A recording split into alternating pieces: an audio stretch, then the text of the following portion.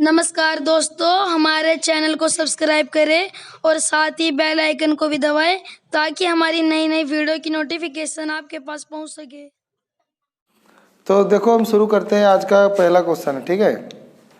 हम ना एक्सरसाइज करेंगे आज 13.5। इसके अंदर जो क्लास 9th का जो 13 चैप्टर है, सरफेस एरिया एंड वॉल्यूम, पृष्ठीय क्षेत्रफल और आयतन। तो 13.5 में हमें क्या सिखाना चाहता है? तो 13.5 में हमें सिखाना चाहता है कि हमें ना वॉल्यूम निकालना आना चाहिए। तो यहाँ पे आपको दो चीज़ों का वॉल्यूम सीखना है। एक आपको क्यूबॉइड का सीखना है। ये एक क्यूबॉइड होता है, इसका ना हमें वॉल्यूम आना चाहिए। तो यानी क्यूबॉइड माने घनाभ, तो घनाभ का आयतन, वॉल्यूम ऑफ क्यूबॉइड।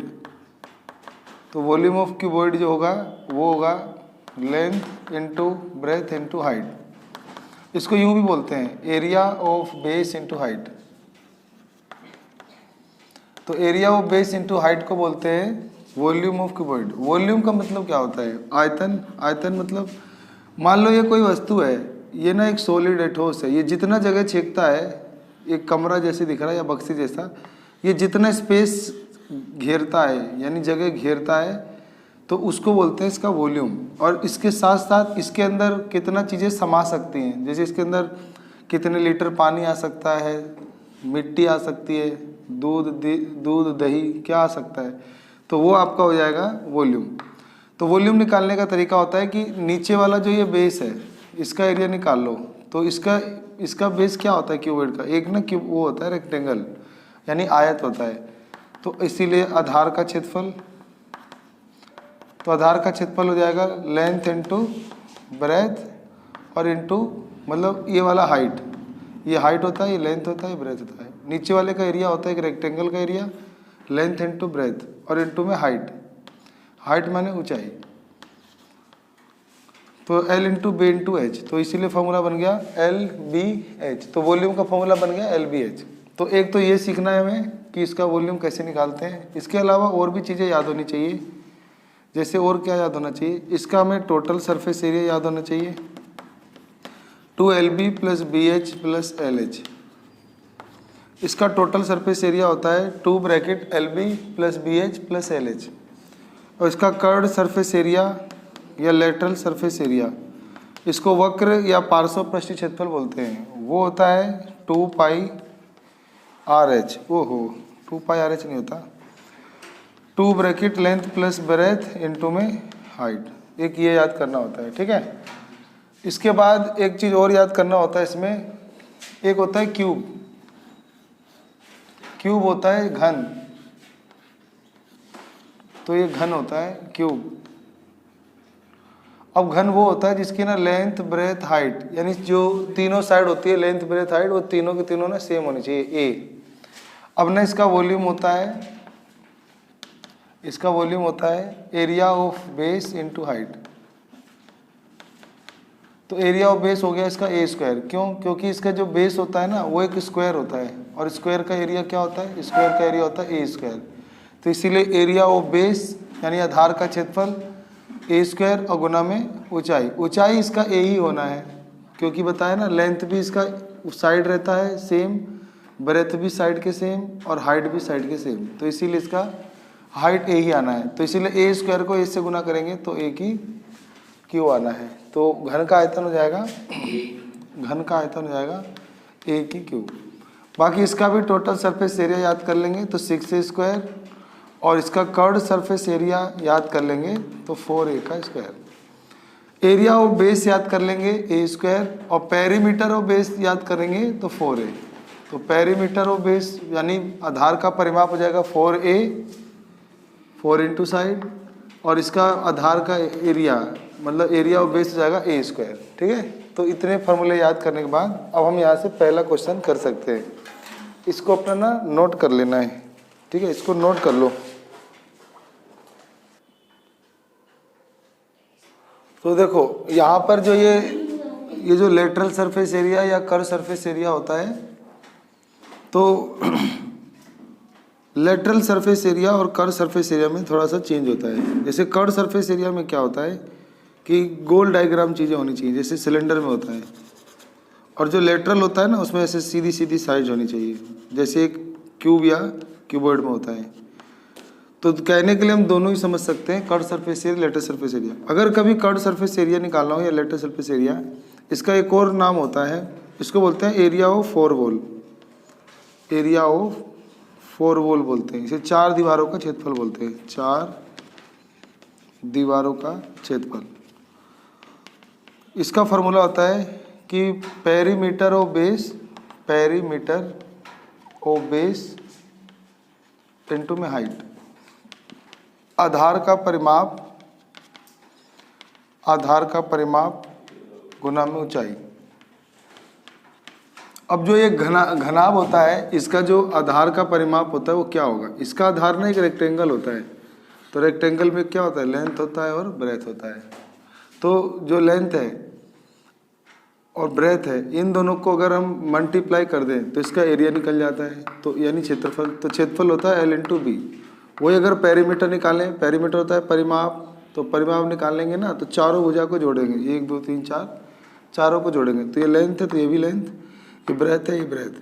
तो जब जोड़ेंगे तो 2 लेंथ जोड़ेंगे, 2 ब्रेथ जोड़ेंगे, तो इसीलिए 2 जोड़ने पे 2 लेंथ और 2 ब्रेथ, और हम 2 कॉमन ले लेते हैं, तो इसीलिए पेरीमीटर बन जाता है 2 ब्रैकेट लेंथ प्लस ब्रेथ, और ये पेरीमीटर आ गया और ये हाइट आ गया, इसको मल्टीप्लाई कर देंगे।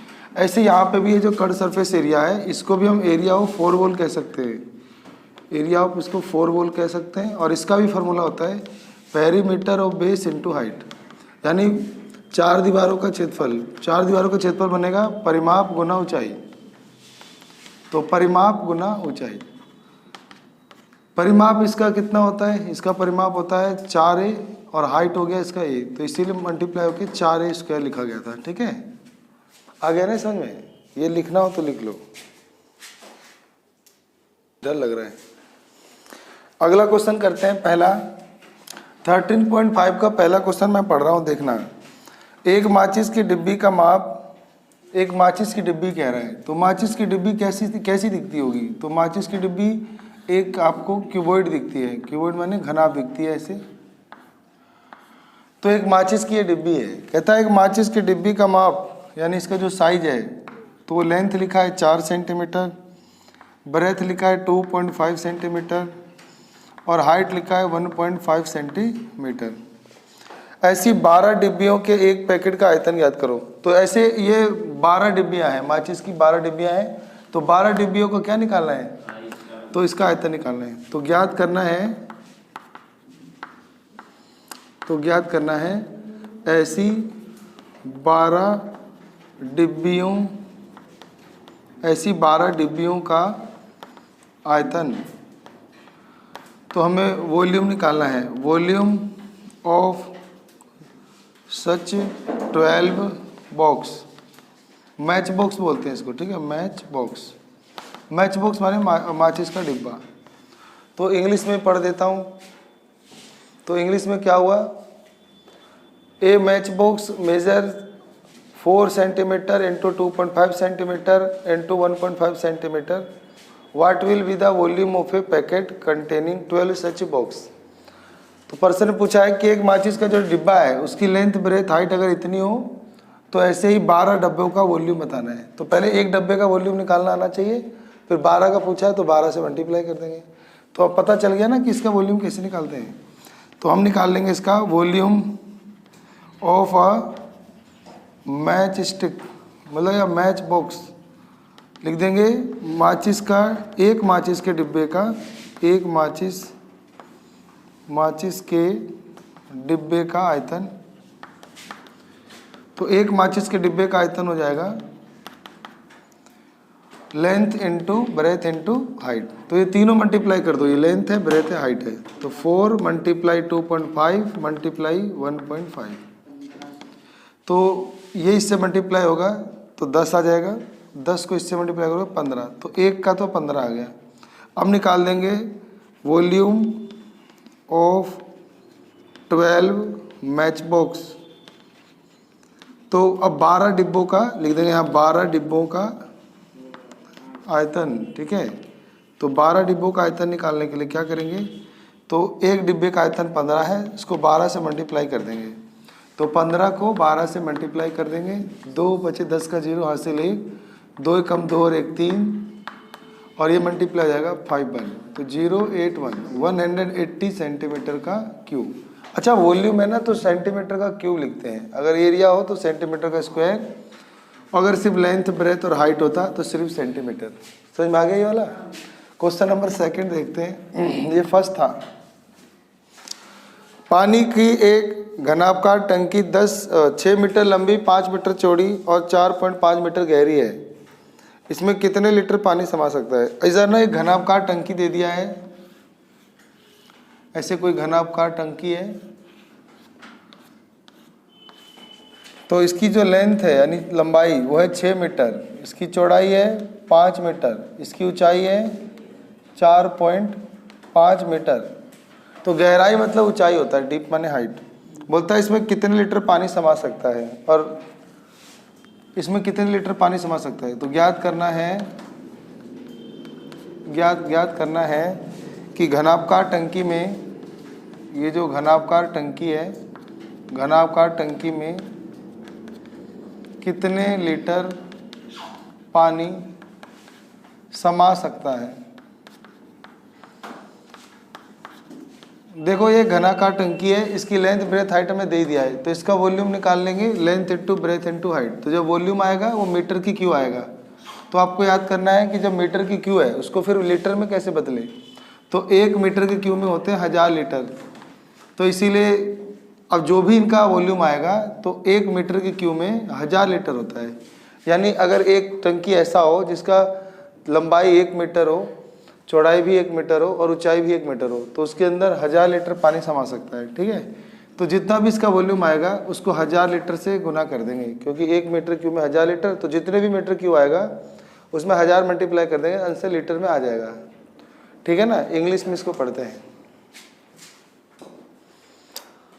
तो इंग्लिश में लिखा है a cuboidal water tank is 6 metre long, 5 metre wide and 4.5 meter deep. How many liter of water can it hold? और हिंट में लिखा है 1 मीटर के क्यूब में 1000 लीटर। तो अब हमें क्या निकालना है, नहीं हमें निकालना है volume of cuboidal tank in litre, हमें लीटर में निकालना है। पहले हम निकाल लेंगे इसका वॉल्यूम, वॉल्यूम मतलब आयतन, तो लिख देंगे पूरा घनाभकार टंकी का आयतन।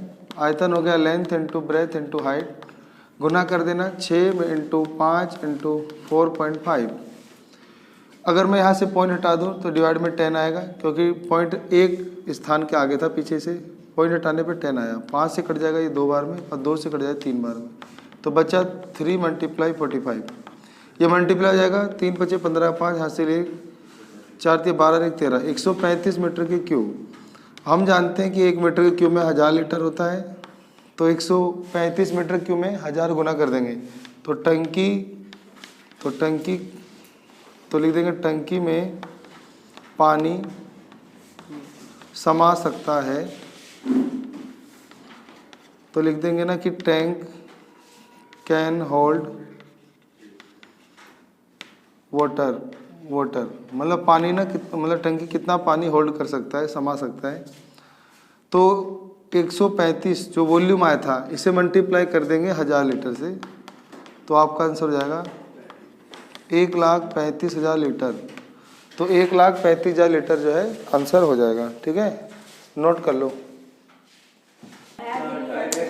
चलो सुनो, लिखा है एक घनाभकार बर्तन, दोबारा एक घनाभकार आ रहा है, तो घनाभकार का डायग्राम बना लो, थोड़ा ज़्यादा समझ में आया आपको। डायग्राम नहीं भी बनाओगे ना तो चल जाता है, बनाते हैं अपनी सहूलियत के लिए। तो एक घनाभकार बर्तन 10 मीटर लंबा, तो इसकी लेंथ हो गया 10 मीटर, बोलता है 8 मीटर चौड़ा, चौड़ाई हो गया 8 मीटर, और पूछा है कि इसको कितना ऊंचा बनाया जाए, यानी इसकी हाइट आपसे पूछ रहा है कि इसको कितना ऊंचा बनाएं कि इसमें 380 घन मीटर द्रव आ सके, यानी इसका वॉल्यूम दे रखा है 380 घन मीटर। जो घन मीटर होता है इसे मीटर की क्यू ही कहते हैं, सही है।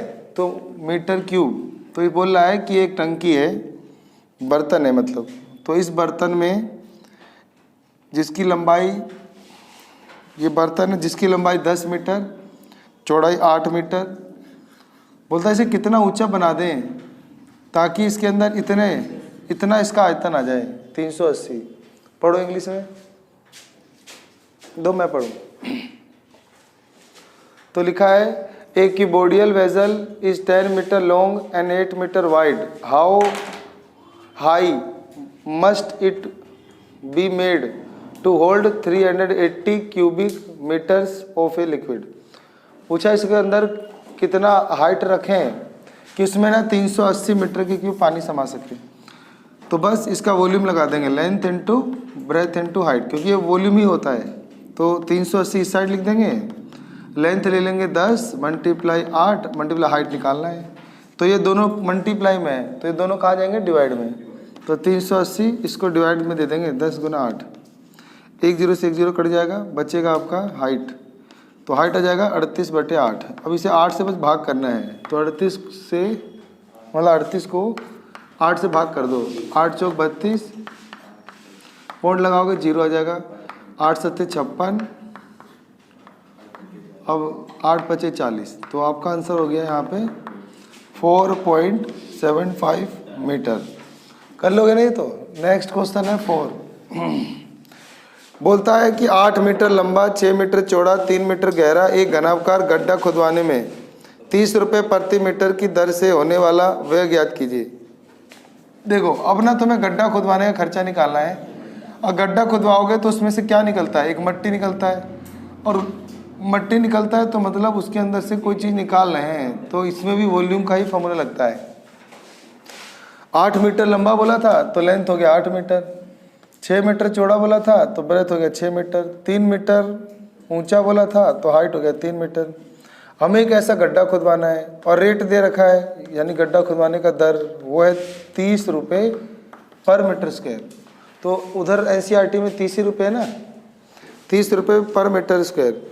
इसकी दर से होने वाला व्यय याद करो, आपको गड्ढा खुदवाने का व्यय निकालना है, ठीक है।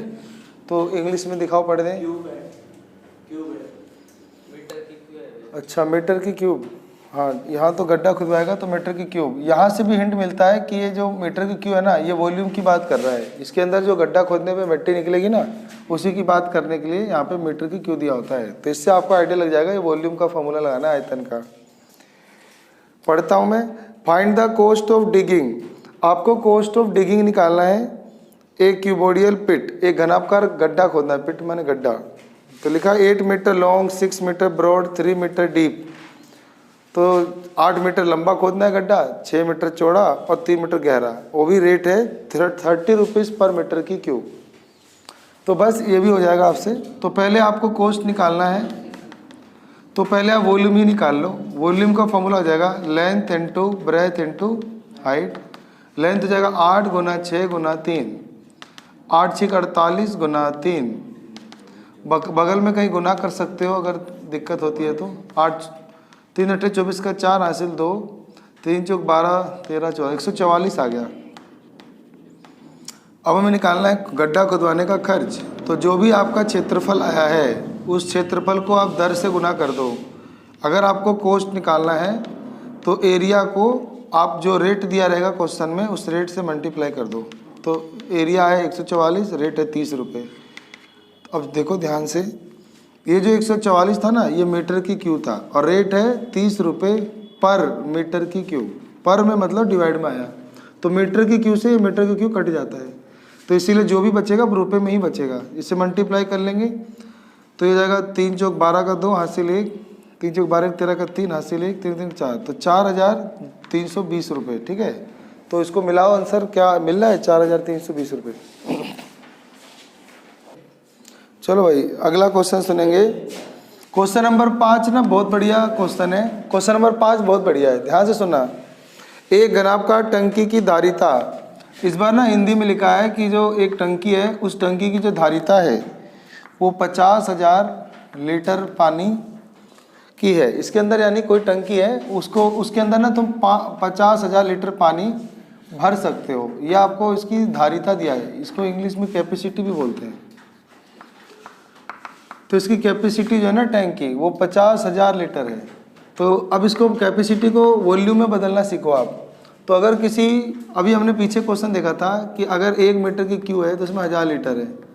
तो अगर कोई मीटर में था तो उसको 1000 गुना करके लीटर में बदलते थे। अब ना ये लीटर में है, अब मान लो इसको मुझे मीटर में बदलना है, तो इसे उल्टा क्या करेंगे, अब डिवाइड करेंगे। तो वॉल्यूम यानी आयतन निकालने के लिए ये जो भी आपको धारिता दी हुई थी यानी 50,000 लीटर, इसको हम डिवाइड दे देंगे 1000 लीटर से। तो डिवाइड देने पे ये बचेगा आपका 50 मीटर की क्यू। तो यानी ये आपका वॉल्यूम आ गया टंकी का। अब आगे पढ़ते हैं। एक घनाभकार टंकी की धारिता 50,000 लीटर पानी की है। यदि इस टंकी की लंबाई और गहराई, तो आपको एक लंबाई दे रखा है 2.5 मीटर और गहराई माने हाइट दे रखा है 10 मीटर। तो बोलता है इसकी चौड़ाई ज्ञात करो। तो हमसे लंबाई भी पूछ सकता था, चौड़ाई भी पूछ सकता था या ऊंचाई, लेकिन तीनों में से कोई एक ही पूछेगा। तो 2 दे दिया आपको, लेंथ और हाइट, तो ये ब्रेथ निकल जाएगा। ठीक है, तो वॉल्यूम का फॉर्मूले से निकल जाएगा। तो इंग्लिश में भी पढ़ देते एक बार। इसमें लिखा है कि find the capacity of a cuboidal tank. एक क्यूबोडियल टैंक की कैपेसिटी है वो 50,000 लीटर है वाटर की। Find the breadth of tank, बोलता है कि इस टैंक का ना ब्रेथ निकालो। If its length and depth are respectively 2.5 metre and 10 metre. तो जो लेंथ है वो 2.5 ही मीटर है यानी छोटा, और हाइट ज़्यादा है 10 मीटर। उससे हमें मतलब नहीं है, हमें बस ब्रेथ निकालना है। तो हमें यहाँ लिख देंगे फाइंड करना है ब्रेथ। ब्रेथ मतलब हो गया आपको चौड़ाई निकालना है। तो चौड़ाई निकालने के लिए आपको अभी अभी वॉल्यूम निकल गया है, तो वॉल्यूम का फॉर्मूला ले लो। तो वॉल्यूम ऑफ क्यूबॉइड, यानी हिंदी में लिख दो घनाभ का आयतन। तो घनाभ का आयतन कितना हो जाएगा, L इंटू बे इंटू एच, यानी length into breadth into height.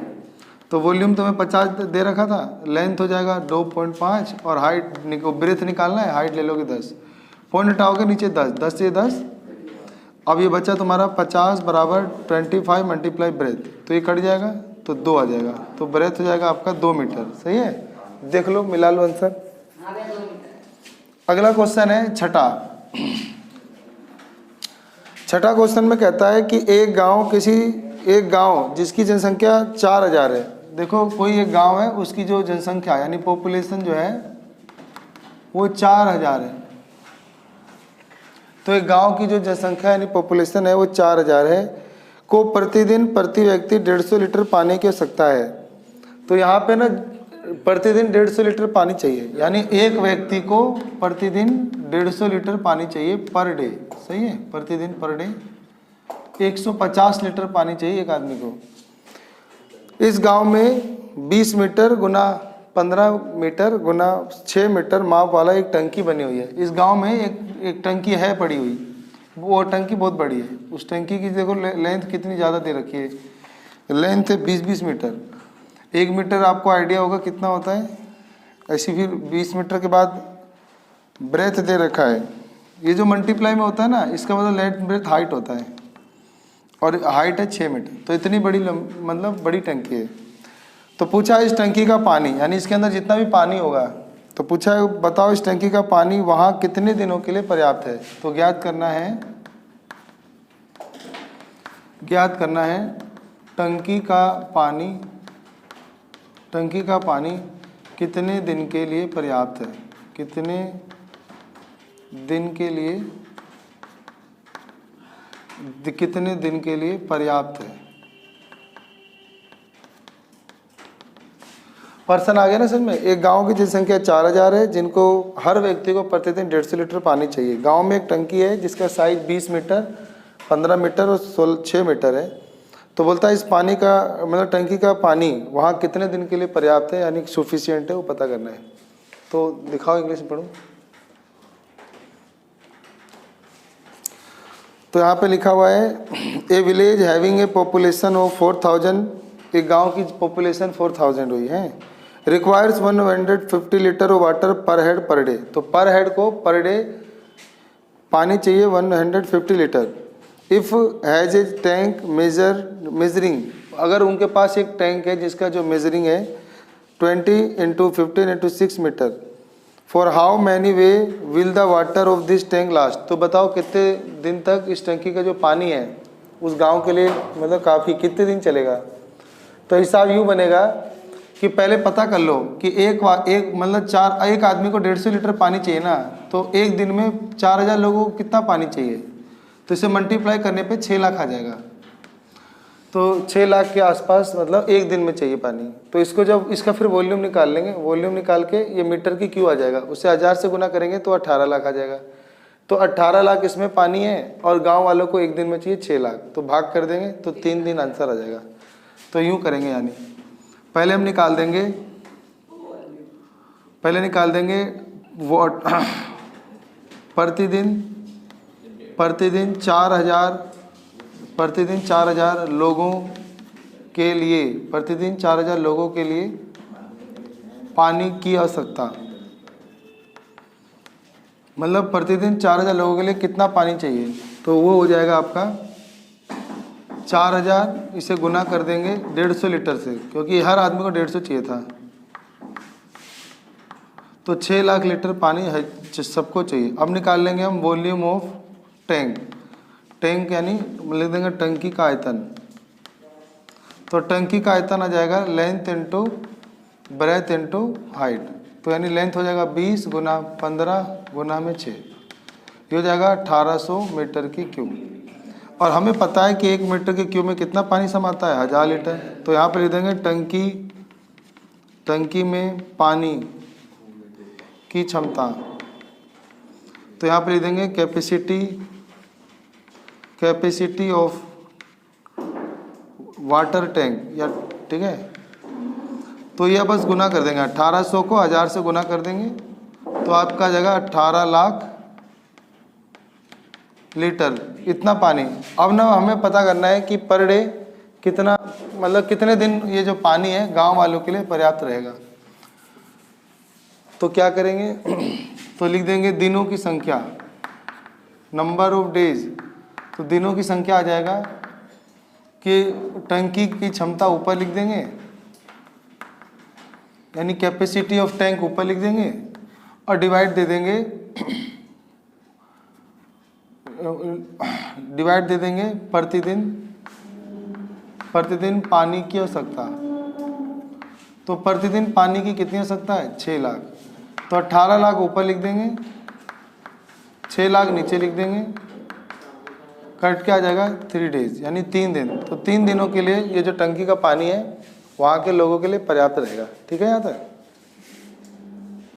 चलो सुनो 7वां क्वेश्चन देखेंगे, बहुत बढ़िया क्वेश्चन है। लिखता है किसी गोदाम का माप, कोई एक बड़ा गोदाम हो रहा होगा, गोडाउन, ऐसे कोई बड़ा सा गोदाम है,